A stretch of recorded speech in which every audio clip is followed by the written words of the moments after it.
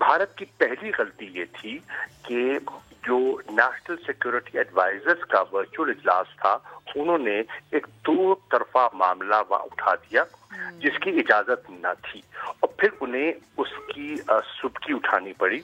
उनके मौक़िफ़ को मुस्तरद कर दिया गया। उन्होंने कहा कि ये जो नक्शा पाकिस्तान का, जो सियासी नक्शा जो 5 अगस्त 2020 को कौम ने मुत्तफ़िक़ा तौर पर उसकी अशात हुई, उस पर उनने एतराज़ात उठाए।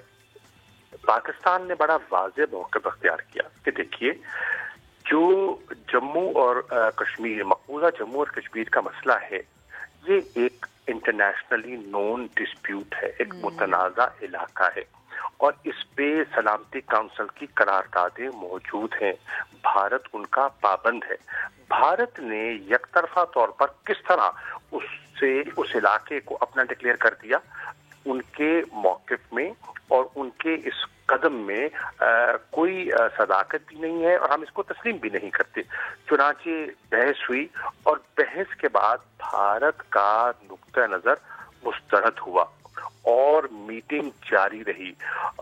जो उनके नेशनल सिक्योरिटी एडवाइजर थे हिंदुस्तान के, उन्होंने वॉकआउट की धमकी दी, और फिर वो वॉकआउट कर भी गए, लेकिन इजलास जारी रहा।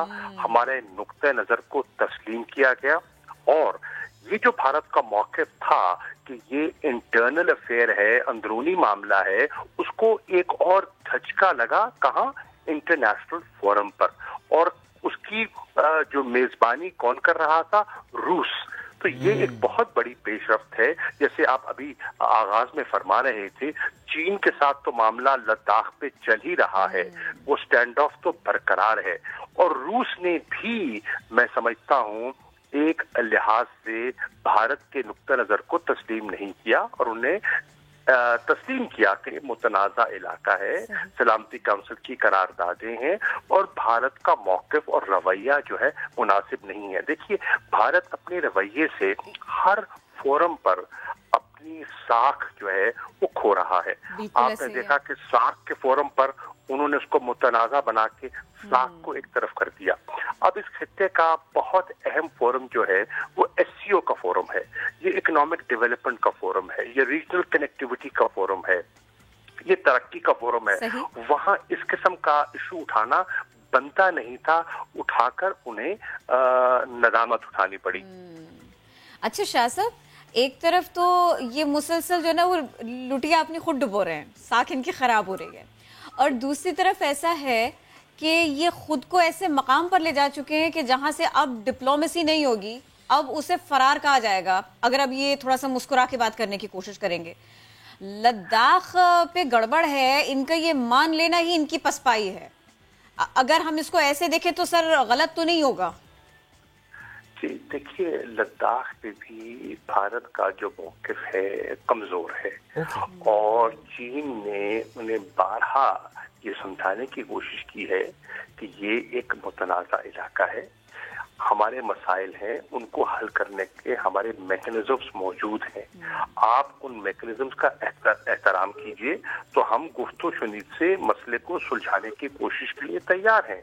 लेकिन भारत की जो वहाँ प्रोवोकेटिव किस्म की जो हिकमत अमली है, जारहाना जिसको कहेंगे हिकमत अमली, उसको चीन ने तस्लीम नहीं किया, और उनको खातिर खा जवाब मिला, और उस पर भी उनको नदामत उठानी पड़ी। उनकी आपने देखा वहाँ हलाकतें भी हुई, और उनको अब बहुत सा जो इलाका है वो आज चीन के कब्जे में भी आ चुका है।